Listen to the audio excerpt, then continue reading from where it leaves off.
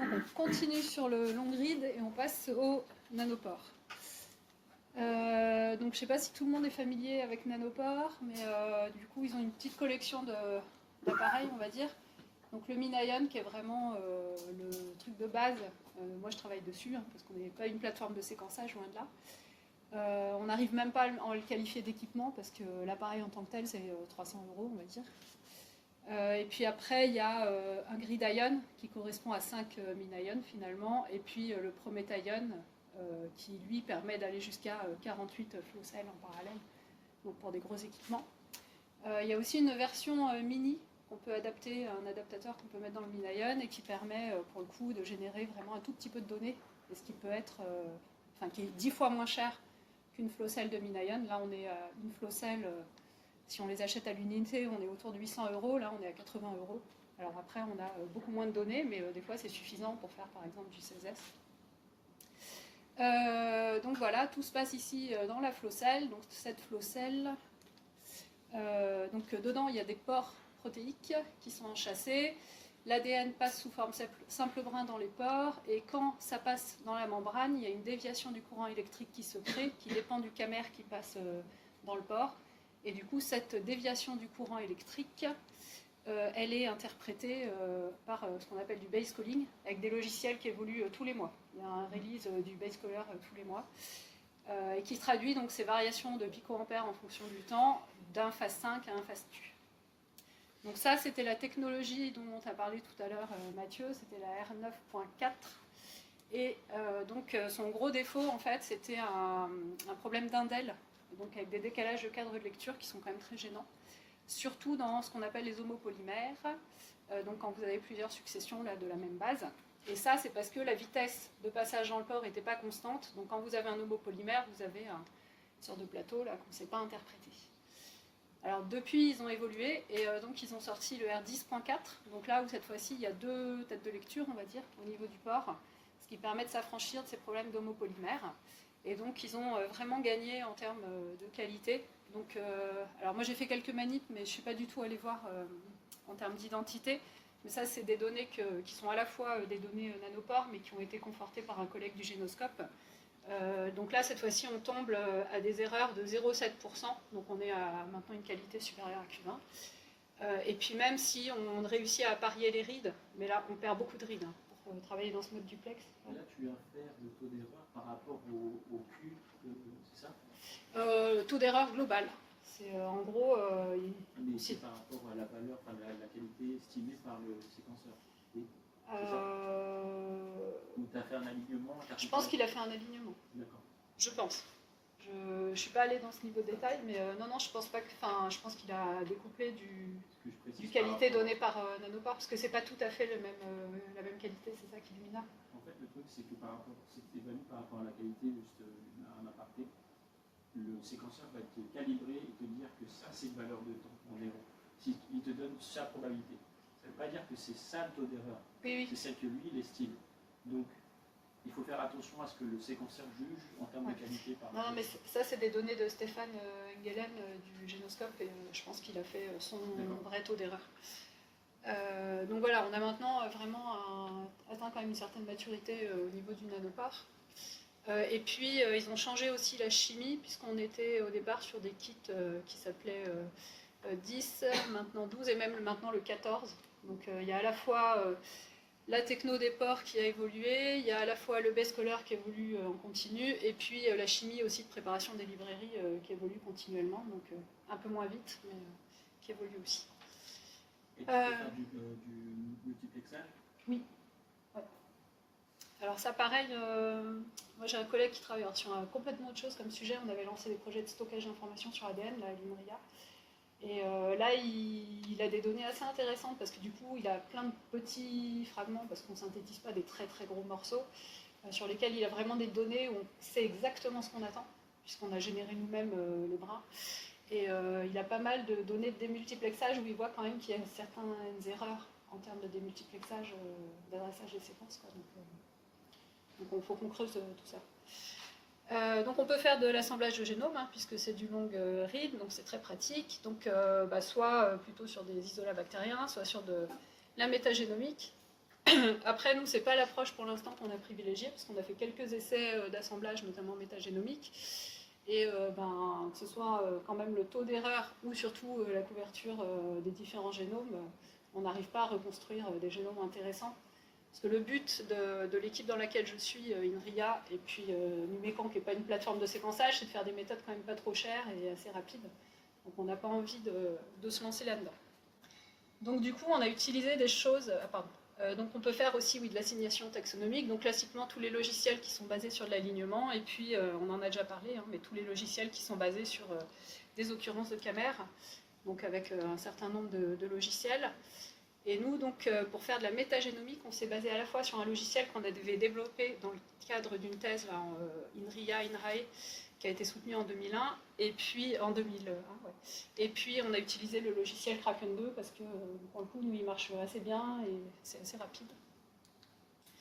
Donc voilà le projet de Grégoire. Donc, à l'époque où j'ai fait ce projet-là, je n'étais pas encore dans l'équipe Numécan, je ne faisais pas du microbiote intestinal, j'étais sur les bactéries lactiques et le yaourt, sur Streptococcus thermophilus. Et on s'était dit, mais comment est-ce qu'on fait pour savoir quelle souche on a? Parce que finalement, on avait déjà eu dans mon ancien labo des problèmes de mélange de souches, et on ne savait pas les retrouver, elles étaient à 100% identiques en 16S, en ITS, même en MLST, sur sur un grand nombre de gènes de ménage, vraiment on n'arrivait pas à les différencier. Et pourtant, on voyait des différences phénotypiques. Donc, on était un peu embêtés. Et donc, c'était comment développer une méthode qui soit rapide, utilisable directement dans un petit labo qui n'est pas forcément équipé d'un gros séquenceur, pour pouvoir différencier des souches par la technologie du coup nanopore. Donc, tout ce travail-là, à l'époque, c'était du R9.4, mais ça marche aussi sur du R10. C'est robuste, on peut changer de méthode de séquençage. Donc, pour ça, on prend... la base, on crée notre base, notre index de souches de référence. Donc on crée un index, on va requêter cet index avec des reads, et il va nous faire une assignation taxonomique en disant quels sont les génomes qui expliquent le mieux les reads que l'on a obtenus. Et donc on a fait quelques essais, donc sur une souche de Streptococcus thermophilus, la GIM 8232, qui est vraiment une souche qui est bien différenciée des autres souches de l'espèce. Et ça marchait très bien, on trouvait vraiment à 100% du GIM 8232. Après, on a été un peu plus joueur, on a pris une souche CIRM BIA65 qui se trouve dans un gros cluster là, de souches très très proches les unes des autres. Et du coup, ils nous renvoyaient à 100% une autre souche, mais qui est vraiment sa cousine, elles ont un gène de différence. Et puis, du coup, ce qu'on a fait dans la méthode de Grégoire, c'est qu'on a fait un mode qu'on appelle merge, c'est-à-dire qu'il va, au lieu de renvoyer un numéro de souche, il va renvoyer un cluster en disant c'est à 100% ce cluster qui contient telle, telle et telle souche. Et là, ça marche très bien.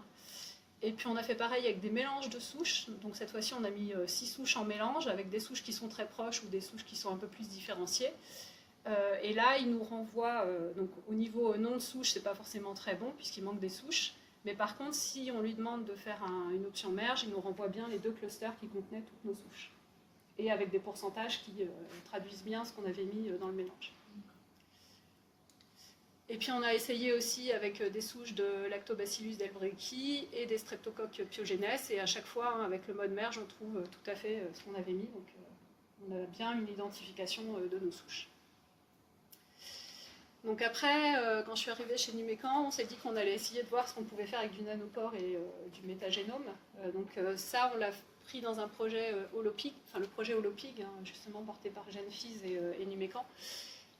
Donc l'intérêt de ce projet, donc Martin Beaumont, Gaël Boudry et toutes les autres personnes qui sont là, c'est que donc il s'intéressait au rôle des entérobactéries dans la maturation postnatale de l'épithélium, et donc pour ça il disposait d'échantillons de porcelets de 7 jours qui étaient pour certains des témoins et pour d'autres traités à la colistine pour retirer les entérobactéries.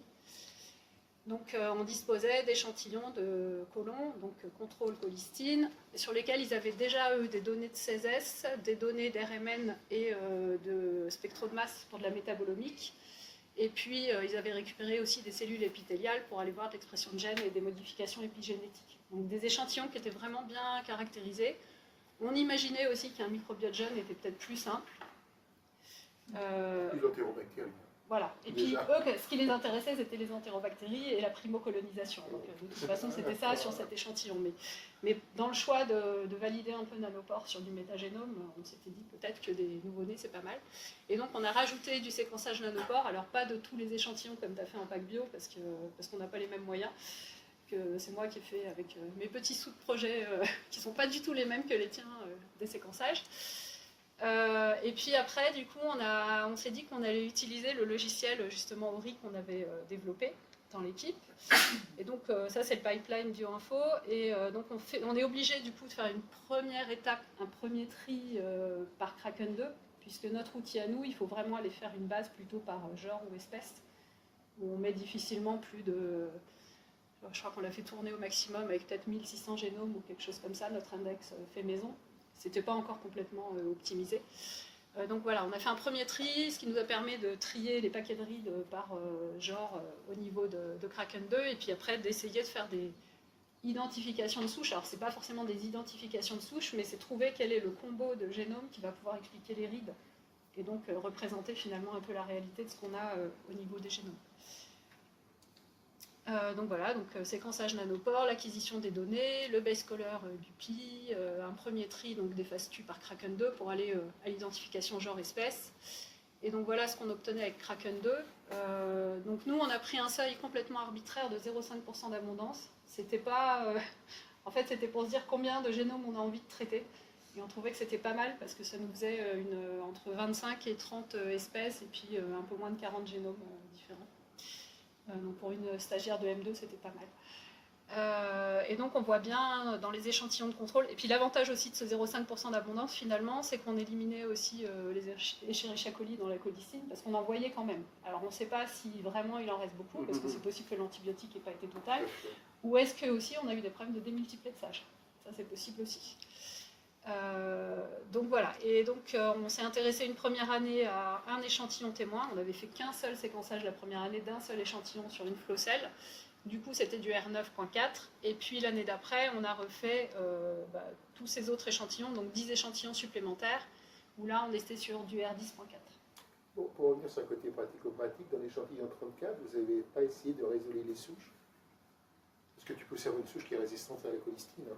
Oui, ça aussi, c'est possible, bien sûr. Mais alors, moi, à mon niveau, pas du tout, parce que j'étais vraiment sur essayer d'utiliser le nanopore pour caractériser au mieux le... Et puis, ce qu'on m'a donné d'échantillons de colons, il en restait pas beaucoup une fois que j'avais extrait mon ADN. Hein. C'était le reste sorti du moins 80. Non, parce que pour prendre la question, quand tu vois là, sur évidemment, je suis un monomaniaque, je vois colis. Oui, bah oui. En plus, c'est en rouge. Bah oui, c'est en rouge en plus. La question de se dire, c'est est-ce que si tu fais un dénombrement classique sur sel, est-ce que finalement tu corrèles, est-ce que tu observes et est-ce que tu vois la résistance? Tu vois, moi, ma réponse de bactéries. On ne saura pas, avant que tu traites des échantillons et que tu as envie de jouer. Ma réponse de bactériaux de base, c'est ça. C'est vrai que ça serait sympa. Moi, il y a beaucoup de tubes quand même où j'avoue que pour extraire l'ADN, je les ai finis, les tubes qui étaient chez Numécan.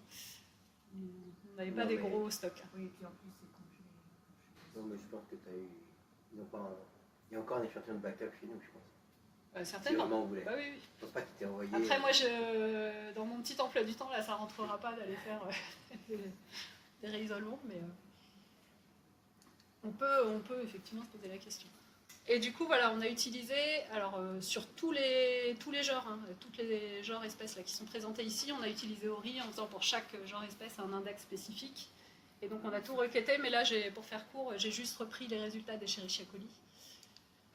Et c'était même pas pour te faire plaisir, je ne savais pas encore quand j'ai choisi. Il y a combien de genres du coup En tout, on était, je sais plus combien on était, en genre, je sais plus, en espèces, on était autour de 25, quelque chose comme ça. Avec pas mal de lactobacilles, si je me souviens bien. Ouais, c'est ça, pas mal de lactobacilles. Contrairement à de l'humain, pas de bifido. Donc c'est un modèle pour l'humain, mais c'est vrai que ça c'est pas complètement le bon modèle. Et donc voilà, on a fait, parce que nous le but c'était de tester les outils informatiques INRIA, donc on a fait différents requêtages, parce que Ori c'est une méthode rapide, donc en gros on est censé à partir de 4000 rides de séquençage, donc juste quelques minutes de séquençage, pouvoir utiliser ça dans Ori pour pouvoir dire quelle souche était là. Donc ça marche très bien sur nos souches pures ou nos petits mélanges de 6 souches. Là, on s'est dit que comme c'était vraiment l'espèce qui nous intéressait, on n'a pas fait que les 4000 premiers rides, on a fait des paquets de 4000 rides, encore 4000 rides, et puis les 758 rides qui restaient, pour essayer de vraiment tous les passer, parce qu'en tout, on n'avait que 8800 rides d'Escherichia coli. Parce qu'Escherichia coli, ça a beau être relativement abondant dans l'échantillon, on est quand même entre 0,5 et 1% de présence dans l'échantillon, c'est pas non plus énorme. Et donc voilà, ils nous renvoyaient, et puis après on a essayé aussi pour voir si ça marchait mieux, ou pareil, 8000 rides. Donc à chaque fois, hein, ils nous renvoient le même numéro de souche, là en orange, et puis ils ne nous renvoient pas toujours la même souche avec. Après, nous, c'était pas très grave, ce qu'on voulait, donc c'était se dire, est-ce que cet assemblage de 2 génomes nous donne quelque chose qui représente la réalité? Et donc ma pauvre stagiaire, elle a regardé, elle a refait aussi des alignements dans tous les sens pour vérifier que les rides correspondaient bien au génome et les génomes correspondaient bien aux rides, et oui, c'était le cas. Donc elle avait pu simplifier un peu l'échantillon et garder au final, je ne sais plus combien de génomes, mais qui expliquait assez bien l'échantillon. Donc voilà, pour faire court, puisque normalement c'était le but, on a une technologie quand même qui est assez jeune, qui est toujours en développement, ça évolue toujours, que ce soit les ports, la chimie des librairies et surtout les logiciels, notamment le base caller. Donc maintenant un taux d'erreur qui est inférieur à 0,7%. Donc c'est tout à fait utilisable. Il y a des publications qui font maintenant de l'assemblage en nanopores purs. Taxonomie bactérienne, ça marche très bien, étude de métagénomique. Et puis nous, maintenant, ce pourquoi en fait on voulait des génomes et pas des pseudo-assemblages qui allaient être moches avec des indels, c'est qu'une deuxième équipe INRIA, elle s'intéresse plutôt au réseau métabolique. Et Numécan, quand on leur dit on est super content, on a des génomes propres, mes collègues ils regardent, ils disent on s'en fout en fait. C'est à quoi ça sert. Et donc on essaye maintenant de reconstruire des réseaux métaboliques pour essayer d'expliquer un petit peu et de corréler ça avec les résultats de métabolomique. Mais j'en parle pas aujourd'hui. Donc voilà. Peut-être à la fin du mois pour le PIG. Et du coup voilà, c'est à la fois les équipes INRIA, donc GenScale, et puis plus récemment DILIS, l'INRA et STLO quand on faisait tous nos travaux sur notre bactérie du yaourt, maintenant Numécan. Et puis le nanopore, moi c'est les collègues de l'I2BC et du Génoscope qui m'avaient formé quand je suis arrivée en délégation, et qu'à l'époque j'avais jamais... je ne savais pas ce que c'était qu'un séquençage, à part mettre dans une enveloppe pour renvoyer à la société qui me faisait mes séquençages. Et puis que j'avais jamais ouvert un terminal, j'avais jamais tapé une ligne de commande. Et je suis toujours pas... je dis que je suis pas bioinformaticienne, mais mes collègues me disent « Mais si, bioanalyse, c'est quand même bioinformaticienne. » Mais je ne code pas.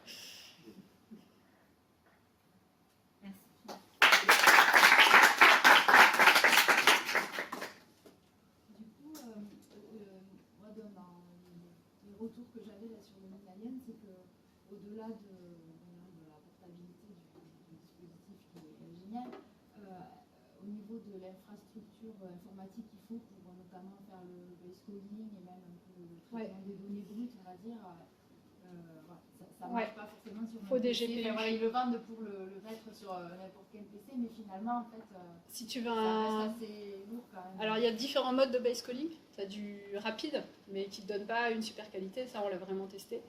Tu as du je sais plus quoi et du high accuracy. Et pour faire du high accuracy, si tu le fais pas sur des GPU, tu en as pour des années, pour un échantillon. C'est incalculable le temps que ça peut prendre. Mais nous par contre, on a des GPU sur le cluster GenWest. Et donc moi, j'ai arrêté de faire le base calling en même temps que le séquençage, même si ça, en théorie, ça marche très bien si tu as le bon ordinateur. À la fin de mon séquençage, je balance tout sur le cluster et je fais tout en ligne sur le cluster. Et du coup, ça marche très bien. Ça reste quand même... voilà, le cluster, ouais. C'est disponible performant. Tu connais la différence de qualité maintenant, la dernière version, entre la version rapide et la version GPU? Non, je ne pourrais pas te dire sur le dernier... Là, ça fait un petit moment que je n'ai pas fait de base calling, et puis du coup, ça fait très longtemps que je n'ai pas utilisé le mode rapide. On doit avoir les infos parce qu'on fait les deux. On fait le rapide et on fait le high accuracy pour faire la méthylation derrière. Donc info, ils ont des infos si tu veux savoir là-dessus. Après, je veux bien aussi. Toujours intéressant. Vous avez comparé vos données par rapport aux données produites par CSS On retrouve grosso modo même genre espèce. Après nous, il n'y a pas d'amplification, c'est vraiment l'ADN direct. Donc du coup, ça te change quand même les proportions. D'abondance, voilà, vous regardez comment les plus, enfin 0,5%, Ouais. si on est au niveau de l'espèce, c'est quand même les plus abondants. Enfin, Oui. dans l'échantillon, la diversité. Après, on a plein de choses en dessous aussi. Hein. Oui, C'est volontairement, on les a mis sous le tapis. Mais en CSS, je ne sais pas combien il y a d'espèces par échantillon, mais ça doit être. Après, on en a beaucoup aussi, hein, des espèces là. Si on veut descendre un peu, il y a beaucoup d'autres choses qui sortent. Hein. Là, c'est que le début du tableau.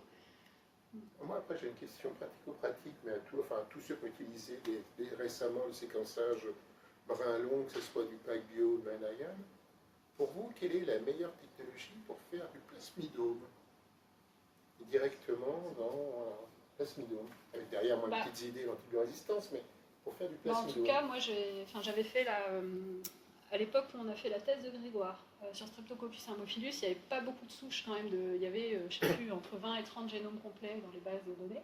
Donc j'ai commencé par récupérer des données du CIRM où ils avaient l'Illumina sur leurs souches. Je les ai toutes repassées en nanopore. J'ai fait l'assemblage avec Unicycler pour compléter Shortread long grid. Donc comme ça, j'avais des beaux génomes bien propres qui me servaient de génome de référence. Et à chaque fois, j'ai trouvé mes plasmides en nanopore. Et en plus, c'est marrant parce que je les voyais sur la Bagio, moi je connais pas. Ouais, c'est ça la question. Mais je pense que ça dépend surtout de la méthode d'extraction. En fait. C'est ça. Ça dépend si tes plasmides sont tout petits, tu ne vas pas les avoir. Après, s'ils sont coupés, mais...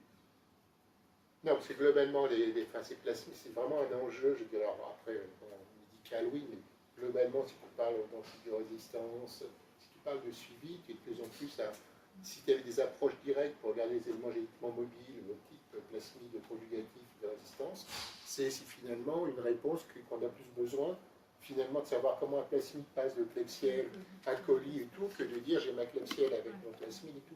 Et si tu veux, dans un intérêt médical, si tu veux, de compréhension d'une écologie microbienne d'un endroit, si tu veux, presque le terme prédictif, j'essaie de vendre ça en termes de, voilà, on fait les hygiènes du futur, c'est-à-dire que tu te prédire par rapport à tes cliniciens, de dire oui, voilà ce qui tourne, voilà ce qui se promène dans les siphons, voilà ce qui peut émerger. J'ai des collègues, là, le collègue avec qui je cadrais la thèse de Grégoire, Jacques Nicolas, côté INRIA, qui a lancé un projet maintenant sur l'antibiorésistance avec un laboratoire Vincent Catois. Oui, tu connais, oui. Ouais. Voilà. Donc ils ont un projet nanopore et antibiorésistance ensemble.